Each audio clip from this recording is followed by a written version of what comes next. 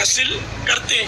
آپ ایسا مت کیجیے۔ ادارے کے ذریعے قربانی کروانے میں سراسر خطرہ ہے، کیونکہ متمتع اور قارن کے لیے یہ ترتیب واجب ہے کہ پہلے رمی کرے، پھر قربانی اور پھر حلق۔ اگر اس ترتیب کے خلاف کیا تو دم واجب ہو جائے گا۔ اب آپ نے ادارے کو رقم جمع کروا دی، انہوں نے اگرچہ قربانی کا وقت بھی بتا دیا، پھر بھی اس بات کا پتہ لگنا بے حد دشوار ہے کہ آپ کی طرف سے قربانی وقت پر ہوئی یا نہیں۔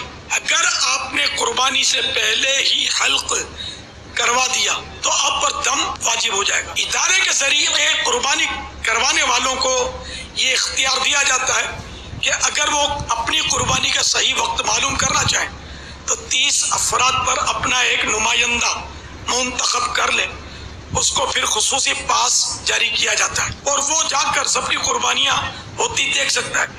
مگر یہاں بھی ایک خطرہ موجود ہے، اور وہ یہ کہ ادارے والے لاکھوں جانور خریدتے ہیں، ان سب کا بے عیب ہونا قریب ناممکن ہے۔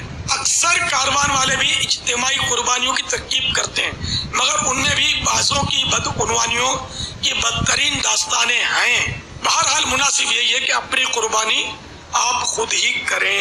لبیک اللہم لبیک، لبیک لا شریک لک لبیک، ان